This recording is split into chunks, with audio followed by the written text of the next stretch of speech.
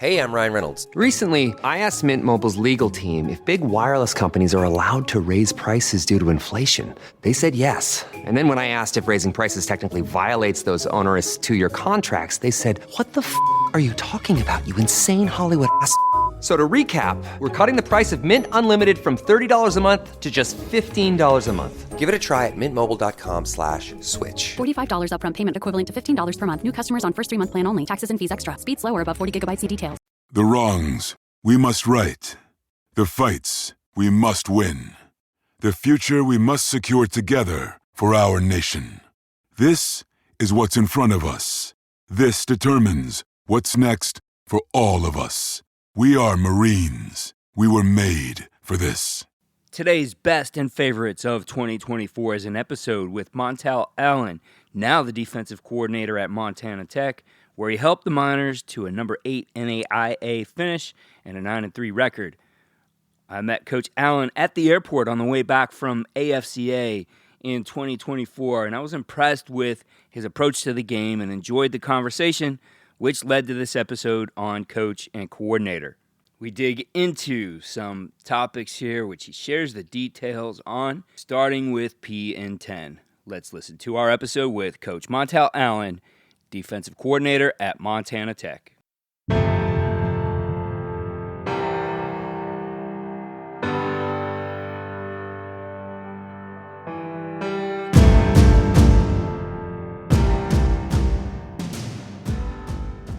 Really, we're changing one guy's alignment, and everyone else is doing the same thing within the structure of the defense. And it's been really advantageous for us, especially winning first down, because a lot of teams have the game plan for that guy, and they don't know where he's going to be or necessarily what he's going to do on each given down.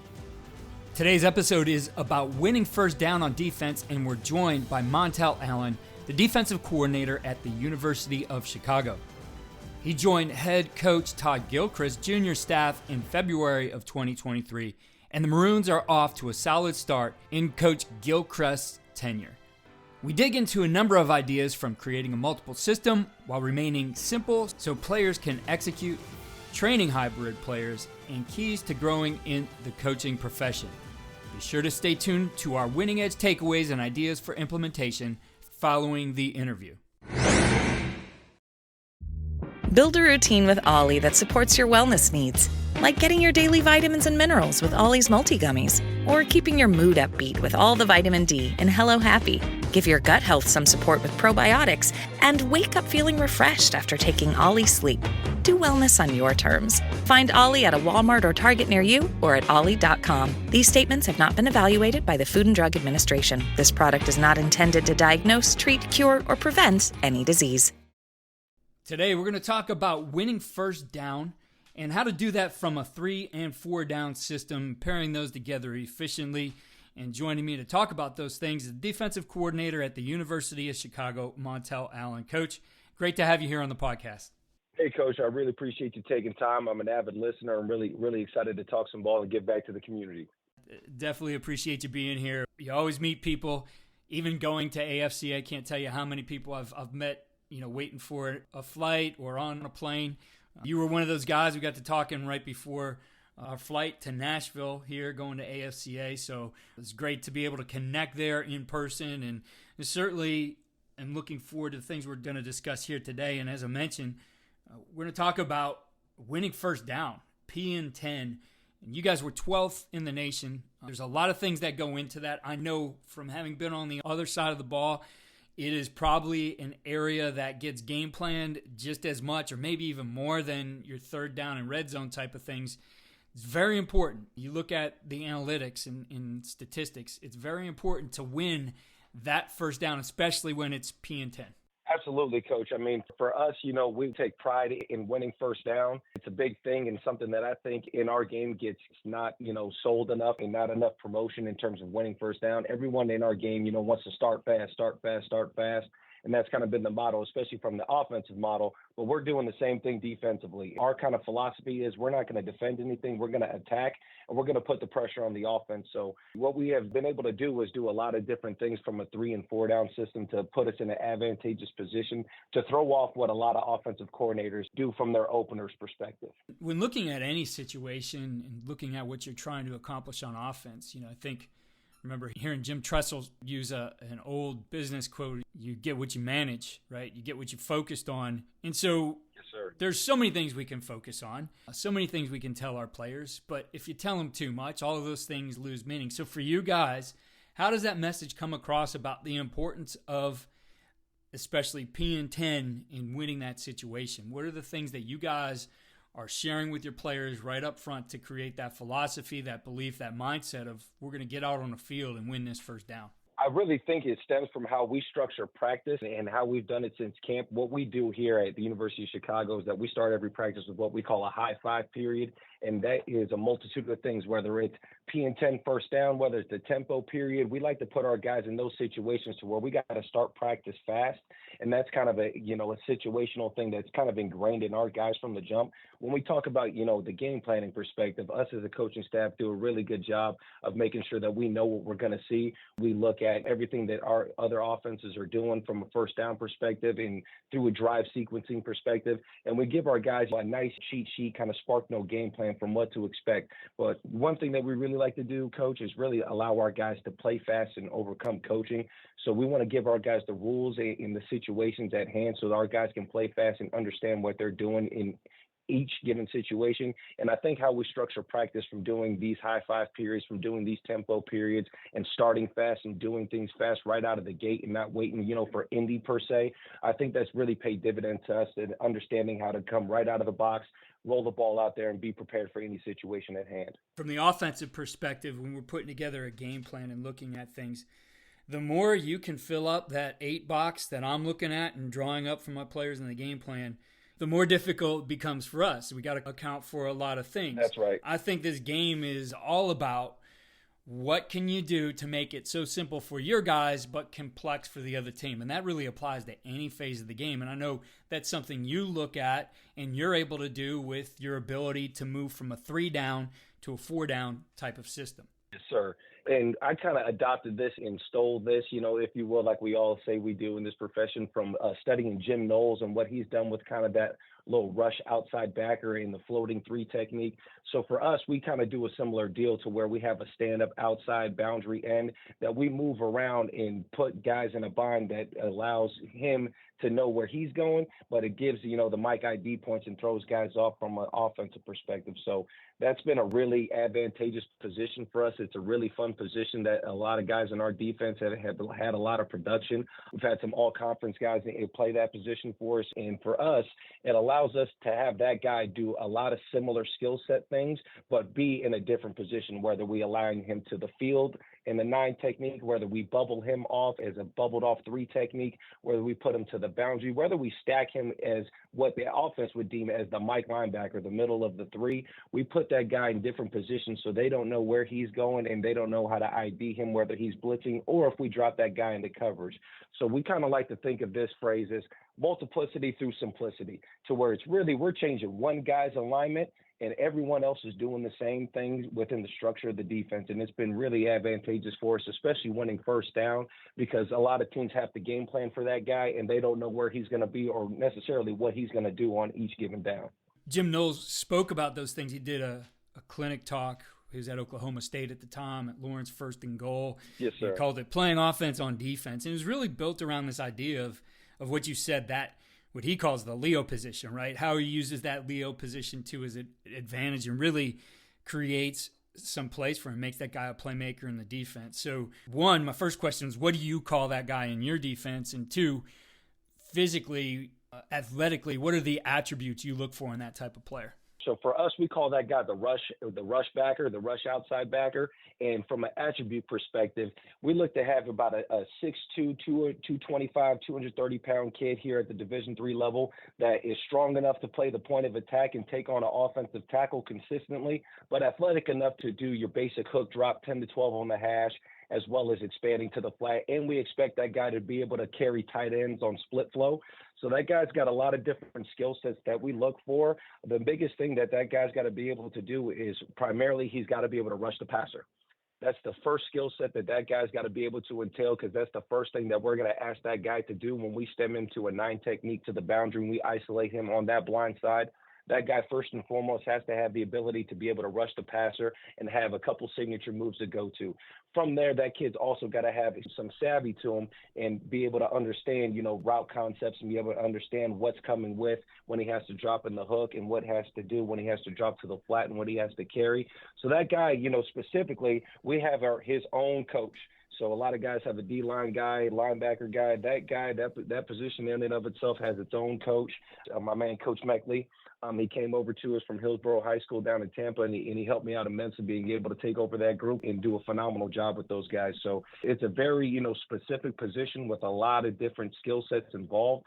But overall, it's a really fun position that a lot of guys want to come play in this defense because, quite frankly, Coach, they're going to make a lot of plays. Yeah, definitely. I could see that. And I want to get into how that guy's trained here in a little bit. So you mentioned multiplicity through simplicity, and in doing that, it's all about how you set up your structure, how good you are with the language and terminology that creates that. So what do you guys do to make that multiple yet at the same time simple? So we're a one-word defensive call system, and then from there we allow the defensive backs and everybody dictate the coverage checks in the field. And then what we do to present different fronts, what we kind of established and what I had learned from my time at Lehigh under the tutelage of Mike Sherba is that we created these weather terms and these weather fronts.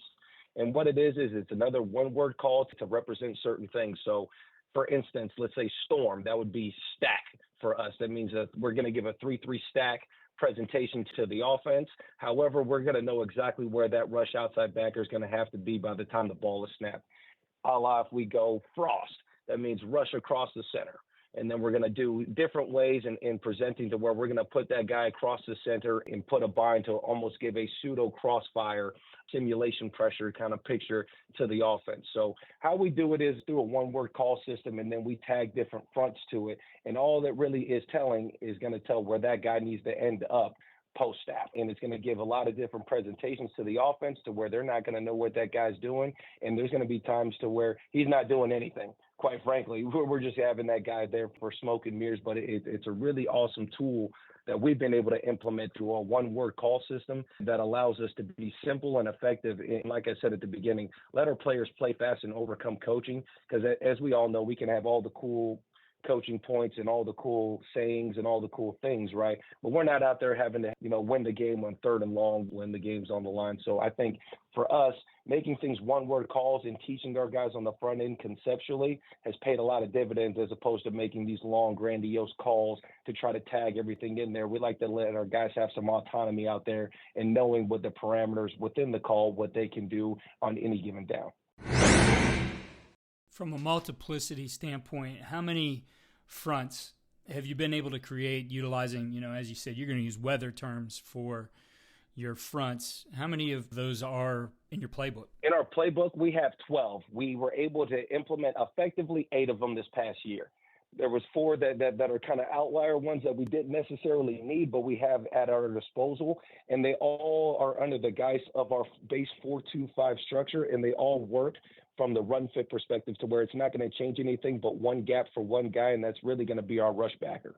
So run fits are definitely an important part of being a multiple front defense. Guys need to understand where they're going, and I think some of the best guys who have talked about that on the podcast have talked about really that being a universal fit system, meaning there's the structure behind that as well, that guys understand where they're going. So how do you create that fit system for them?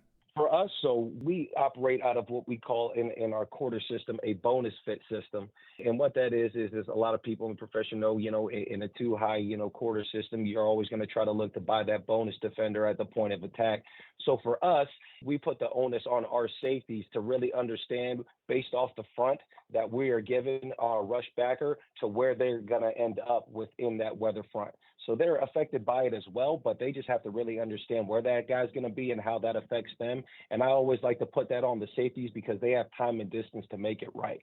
So for us, implementing our run fit structures, it's really quite simple. We operate out of what I like to call a hang, plug, fold system, to where the middle guy is always going to be the plug player, who's always going to be the guy spilling things out to the edge.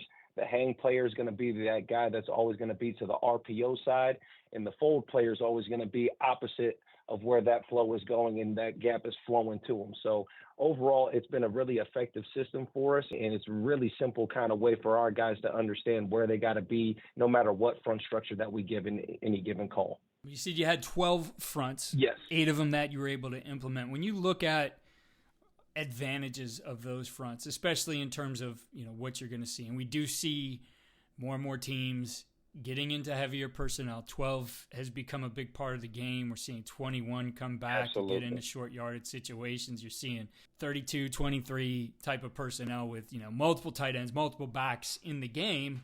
Yep. Now, your guy at 6'2", 225, somewhere in that range, at the Division III level is pretty well suited to be able to stay in the game against those. But I know as you look at just what teams might do and maybe the advantages in their personnel, I think one way to take that guy out of the game is to get the matchup you want. So I know people are trying to do that, but your thoughts first on the type of fronts that work best for the things you see, and then dealing with some of those things that coaches are trying to do to create those mismatches. In terms of the most success that we had in terms of our front, it was mostly, Coach, out of our base 4-2-5, just because that was what we spent the most time on. And then from our weather fronts that we dabbled in, I would say out of storm front, the stack look, because it allowed us to do a lot of different pressures out of that from a fire zone perspective.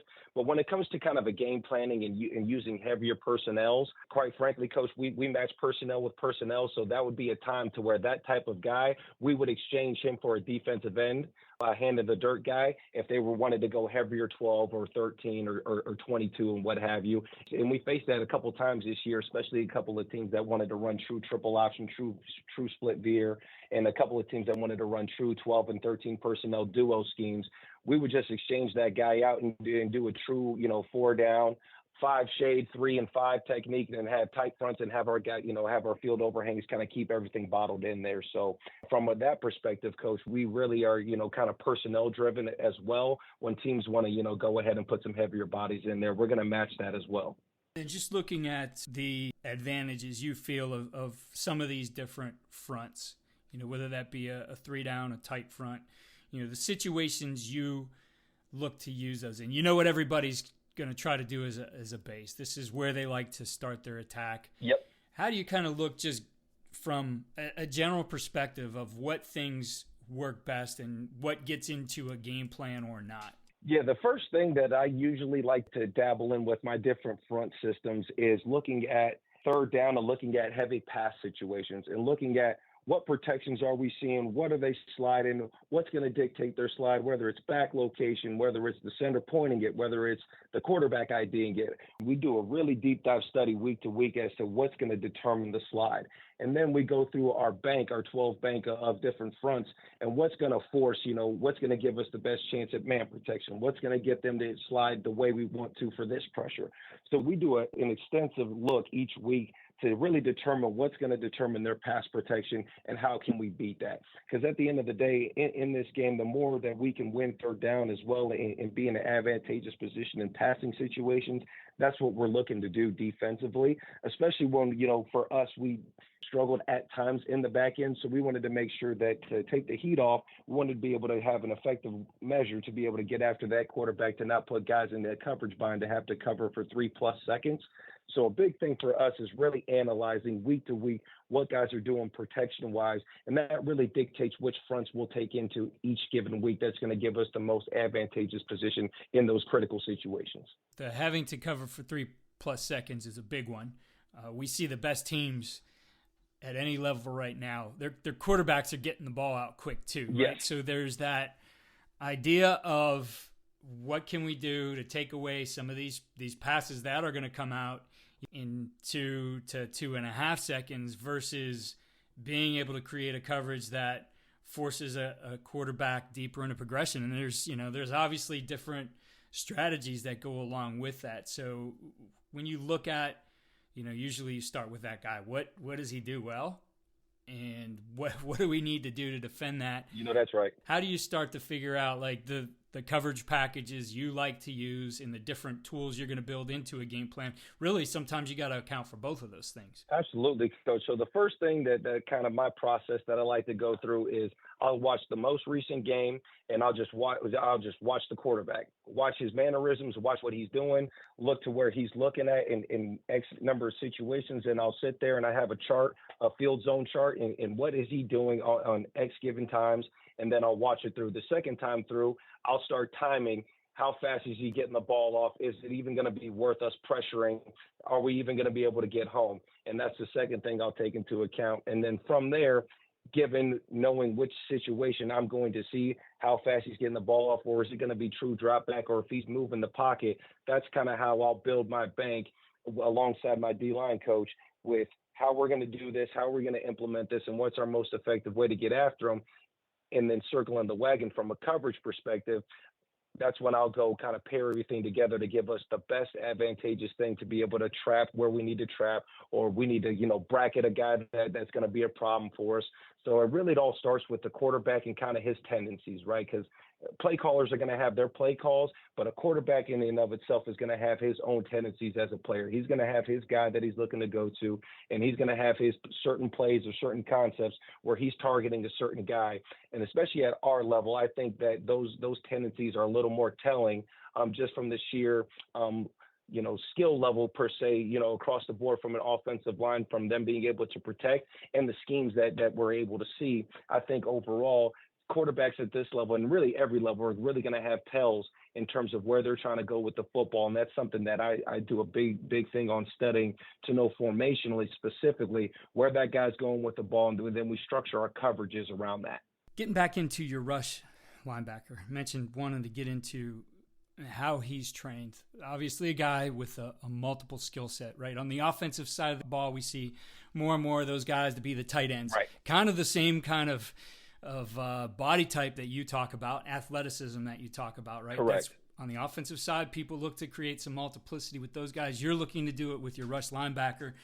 All of those guys, either side of the ball, have a lot to train and get good at. So, the idea, again, of multiplicity through simplicity, how do you keep it simple for training that guy up and getting him ready to play? So as you said, that there's not a lot of thinking on, especially first down, that you want to win, and that guy's out there doing what he can do naturally. The thing with that position group and with that guy, to be quite honest, that guy has a little bit more front end work in terms of an indie perspective and a skill set perspective. So that guy in that position group, while sometimes we'll go to 7-on-7, he's going to still be doing indie while the D-line's doing something else. So that guy, it's really important that position group has his own coach, primarily because he's going to need the most indie, quite frankly, out of everyone, because he has to do so many different skill type things. So for us, we structure our defensive practice to allow that guy to get the most indie and to go over the things that we're going to do from a week-to-week perspective. Because generally, we're not going to ask that guy every week-to-week to have to know the route concepts to be a hook dropper, be a flat dropper, and do this, that, and the third. What we do is we kind of make that guy's world small from a package perspective week to week, so that he knows this week I got to worry about doing 5 things and these 5 things. And then, quite frankly, we just rep the heck out of it. We get that guy in those different positions a lot of different ways at a lot of different times. And we just really try to get that guy as many reps as possible doing these different skill set things, because there's not enough time in the day. All of us coaches are fighting, scratching, clawing with the head man to get more indie. So us as a defense, we kind of pencil in and we create our own 10 more minute indie blocks for that guy specifically, so we can get the skills that he needs to get done. So that's kind of how we've been able to develop that position, by stealing indie throughout practice and, cross-training that guy, bringing him over to 7-on-7 sessions while maintaining his pass rush ability. Because like I said at the beginning, the first skill set that we look at in that player is that he's got to be able to rush the passer. So the first thing that he's always going to be doing, that guy is generally out to practice early, working with our D-line coach, working on his pass rush, working on his hands, working on his rush angles. And then once we get flowing with practice and stuff like that, that guy's on a full course sprint for about 40 minutes of doing different indie skill sets and different things like that to get himself in a position to where he's stealing reps constantly at these different skill sets. So by the time Saturday rolls around, he's seen everything a multitude of times and have done these things a multitude of ways, so where we feel comfortable putting that guy in those different positions to be successful on Saturday. So the long and short of it, Coach, is that we really have to manufacture stealing Indy for that guy to make sure that we get all the skills that he's going to need in a given week accomplished, or else I'm putting that red line right through the call sheet and we're not running it, because that's not fair to the kid. Coach, I really appreciate you sharing some of the details here of your defense and in transitioning out of this idea and just looking overall for things that have helped you as a coach to be able to get to this position you are. I know you have a unique background, really having coached at just about every level of college football. What's been the key for you in your evolution as a coach and in moving through the coaching ranks and through the different positions you've held? I think the biggest thing that, that's helped me is honestly just being a sponge everywhere that I have had the pleasure of working at, and all the people I've had the pleasure of working for and with. I'm a big believer that you can take something from everybody, and you should, especially in this profession, that there's good, bad, and right, wrong, and indifferent things that you can take from each stop along the journey. And I think for me, the biggest thing that I've been able to adhere to is really, focusing on the people. Everything, gets lost, I think, with wanting to be gurus and wanting to be X and O, guys and all that stuff like that. But at the end of the day, this profession and what we do is all people driven. And for me, I've always been a people person and have been really big on relationships, whether that's players, whether that's coworkers, whether that's, the custodians in the office, right? I think it's really important to be, a man of the people and really build relationships with everyone, because at the end of the day, there's stuff to take from everybody. And me personally, my unique journey being all over the country, from Power 5 to D3 to NAIA to all over, right? I've really, put my hat on being able to build, successful relationships. And I think that's allowed me to get to the position of being a defensive coordinator today, is really being a sponge and learning from people and honestly swallowing pride and not being afraid to ask for help along the way. I think that's a big thing too that I will, advise coaches to do, man, is at the end of the day, especially as young coaches that are trying to, make a name for yourselves and what have you, man, don't be afraid to ask for help.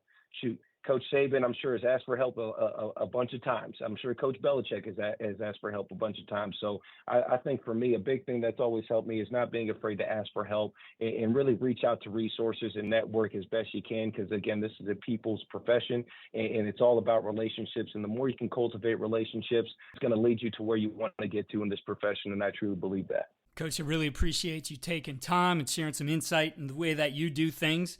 And certainly best of luck to you and the Maroons here in 2024. Awesome, Coach. Again, I really appreciate you, and I really appreciate what you do for the community. This is an awesome resource. I'd advise, first-time listeners to really subscribe to this thing, because you're going to get a lot of gems from this podcast. Again, thanks, Coach, and looking forward to speaking again soon. Here are our winning edge takeaways and ideas for implementation. 1. Multiplicity through simplicity. This has always been a huge one for me, and I think you need to present as many issues as you can to an offense or defense by making it complex for them, but simple for yourself. This is a product of utilizing the skill sets of your personnel and setting up a structure that allows you to do a lot with very few things that require new learning for your players. That's something that Coach Allen does very well. 2. Train your hybrid players in all the skills that they will need to utilize to be successful. Having a dedicated coach for that player is necessary, but will be well worth the investment in coaching time. These are the players you identify to be able to utilize to give you matchup advantages, as well as moving them around to become very multiple. We have those kinds of players on both sides of the ball. Then it's being creative with the time to get done what you need to get done in practice, or if not possible, having the foresight to cross those ideas off the game plan because you didn't prepare that player for them enough. And 3, to grow in this profession, ask for help. I know we've moved into a digital era where we have everything at our fingertips, but the interaction with the person who actually does those things and put together the presentation will always give you more insight and deeper understanding of whatever it is you're trying to learn or solve for. You'll find that most people in our profession will give you that time if you invest in building that relationship. Thank you again for listening to the Coaching Coordinator Podcast. As I mentioned in the introduction, we'll be taking a series-based approach to the podcast in 2025, bringing you a network of coaches sharing their insight and perspective on the game. We've kicked off the sprint-based football series presented by Titan Sensors with host Tony Holler already, and you'll hear from Coach Holler every 2 weeks this year. We'll be kicking off our Think Tank series presented by Modern Football Technology in January. These will be roundtable discussions with coaches on offense, defense, and special teams topics. Our Champions series presented by Signature Championship Rings will also be back as a year-long series in 2025. This will also be in a roundtable format with 3 state champions discussing various topics and sharing insight on what's helped their program reach a state championship caliber. Lastly, we want to hear from you, and we'll have opportunities for you to contribute in our Your Call segments throughout the year. We want you to be a part of the podcast in 2025. Follow all we're doing at coachandcoordinator.com and follow us on X at Coach K. Grabowski.